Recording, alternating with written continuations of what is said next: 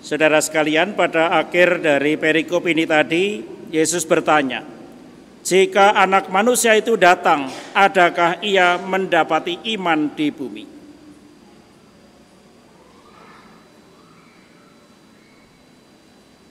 Iman dipertanyakan oleh Yesus karena itu hal yang penting dan menjadi syarat bagi doa. Orang bisa berdoa siang malam, tetapi kalau itu tanpa iman, orang juga akan mempertanyakan, itu doa untuk apa?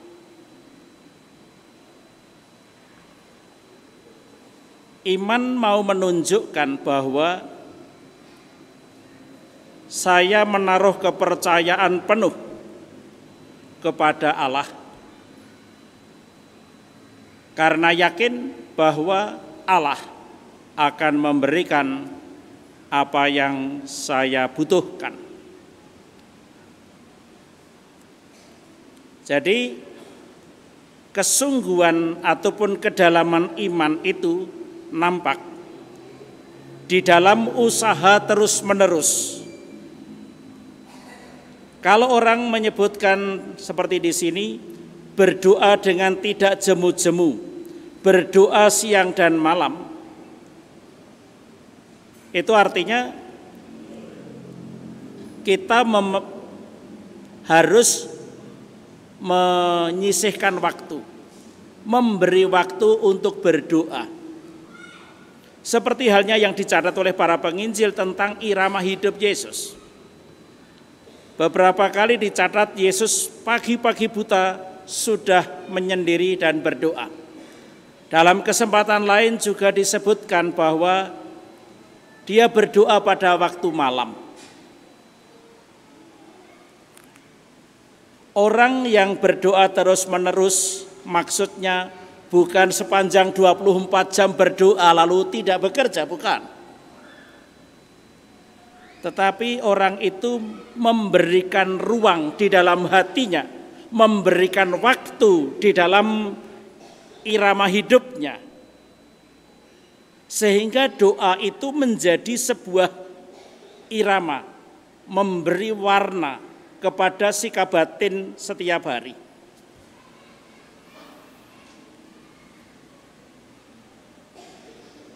Di dalam kehidupan jemaat perdana, kita juga mengenal bahwa mereka ini secara periodik juga berdoa bersama Bunda Maria dan bersama rekan-rekan para murid yang lain. Intinya sama, entah itu doa pribadi, entah itu doa bersama, yang penting ada irama. Ada irama hidup pribadi dan ada irama hidup bersama. Itu gunanya doa. Namun begitu, Yesus di dalam pengajarannya tentang doa memberikan catatan. Saya lihat ada 3 catatan penting bagi semua orang yang menjadi murid Yesus di dalam berdoa. Yang pertama, jangan kamu berdoa seperti orang munafik. Orang munafik yang diperhatikan oleh Yesus di dalam sikap doa itu ada 2 hal yang mencolok. Yang pertama adalah orang-orang munafik itu kalau berdoa punya tujuan lain, yaitu supaya dilihat orang. Maka mereka berdoa di pinggir jalan, di pertigaan jalan, di perempatan, di tempat-tempat umum. Dan cara berdoanya pun mungkin dapat disebut dramatis. Intinya Dia menarik perhatian orang lain untuk melihat kegiatan dia yang sedang berdoa. Itu termasuk orang yang berdoa tetapi orang munafik. Karena tujuan doa seharusnya Tuhan Allah, tetapi orang itu berdoa menggunakan Allah untuk sesamanya, supaya dilihat orang. Nah, ciri kedua orang munafik di dalam berdoa juga berdoa bertele-tele. Orang yang berdoa bertele-tele itu, yang disebut bertele-tele, itu terlalu banyak kata-kata, terlalu berbuih-buih, terlalu memperhatikan kata-kata yang mungkin puitis. Jadi panjang dan puitis. Karena dia ingin menunjukkan kepada orang lain betapa dia mampu merangkai, ahli merangkai kata-kata. Dan banyak orang mungkin tersentuh, mungkin terharu sehingga meneteskan air mata karena kata-kata yang indah dari rangkaian doanya. Itu termasuk yang bukan dikehendaki oleh Yesus juga. Itu termasuk kategori kemunafikan. Lagi-lagi tujuannya bukan Allah, tetapi orang lain. Kalau orang berdoa untuk Tuhan, alamatnya Tuhan, satu, dia akan memisahkan diri dari orang lain. Yesus mengatakan, kalau kamu berdoa, masuklah ke tempat yang sunyi dan menyampaikan doa itu kepada Tuhan. Satu, ke tempat menyendiri, menyembunyikan diri ke dalam bilik.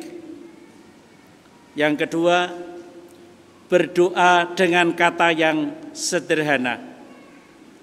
Kita tahu salah satu perumpamaan Yesus atau pengajaran Yesus itu memperhatikan orang lain berdoa di sinagoga. Ada yang satu di depan berdoa dengan panjang lebar, mengatakan, Tuhan, saya bersyukur kepadamu karena saya tidak melakukan dosa apapun. Saya telah memberikan ini dan itu, tidak seperti orang-orang lain dan seterusnya. Itu namanya pamer. Kendati dia menyapa Tuhan, kelihatan berdoa di tempat doa, tetapi itu pamer tujuannya. Nah, sementara ada satu orang lain lagi yang duduk di belakang merasa tidak pantas dan dia hanya mengatakan, Tuhan, kasihanilah aku orang berdosa. Nah, pendek, simple, to the point, keluar dari hati, itu poin utamanya.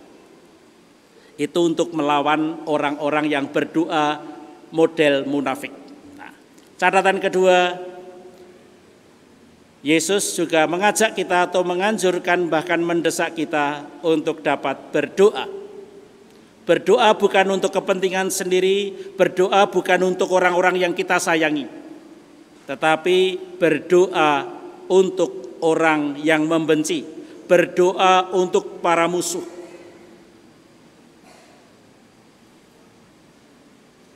Pada waktu saya sedang disakiti hati dan saya tergerak oleh ajakan Yesus, berdoalah untuk orang-orang yang menganiaya kamu, kira-kira apa yang akan keluar dari mulut kita? Dapatkah di situ saya memohon kepada Tuhan supaya orang yang memusuhi saya itu menjadi orang baik? Itu ujian bagi semua murid Yesus Kristus. Dan tanda kalau kita memang mengikuti menjadi murid Yesus Kristus, kita harus bisa berdoa, mendoakan orang-orang yang menganiaya kita ataupun membenci kita. Doa semacam ini, kalau itu terjadi di antara kita, itu berarti kita memiliki hati yang pemaaf, hati yang seluas samudra. Itu bukan hanya dianjurkan oleh Yesus, tetapi itu dilakukan oleh Yesus pada waktu dia di kayu salib dengan berdoa, "Ya Bapa, ampunilah mereka semua karena mereka tidak tahu apa yang mereka lakukan." Cara yang sama diikuti oleh martir pertama dalam gereja, Santo Stefanus, pada waktu dia dirajam. Dia juga berdoa untuk orang-orang yang merajamnya. Ini tantangan bagi kita semua. Kalau kita sedang berkumpul, sedang berdoa, mari kita kumpulkan. Kira-kira berapa orangkah yang telah menyakiti hati saya, atau mungkin saya sakiti hatinya? Dan berapa di antara mereka itu saya doakan? Seperti halnya yang dilakukan oleh Yesus. Yang ketiga, apa yang kita mohon di dalam doa? Ada dua yang diajarkan oleh Yesus di dalam permohonan kita. Yang pertama adalah semoga kita tidak sampai jatuh ke dalam cobaan. Itu doa Bapa kami. Itu juga doa yang diucapkan oleh Yesus di kayu salib. Ya Bapa, sekiranya mungkin jangan sampai salib ini, piala ini aku minum. Tetapi kalau itu kehendak-Mu, terjadilah. Kurang lebih kan begitu. Jadi sesungguhnya kita memang tidak mau menanggung hal-hal yang berat, hal-hal yang menyakitkan. Tetapi kita perlu sikap berserah. Seperti halnya yang dikatakan oleh Yesus sendiri. Jadilah kehendak-Mu, jadilah kehendak Tuhan. Kalau kita memiliki sikap doa seperti ini, kita itu memang menaati dan menerapkan apa yang dihidupi oleh Yesus sendiri. Jadi berdoa itu tidak lain adalah masuk ke dalam hati Yesus sendiri. Itulah tantangan kita selama kita menjadi orang Katolik. Kalau kita masih jauh dari sana, mari kita mohon supaya sedikit demi sedikit dari beberapa hal yang sudah saya aturkan tadi dapat menjadi bagian dari irama hidup kita. Itu saja yang dapat saya aturkan. Mari kita teguhkan iman kita dengan syahadat para rasul.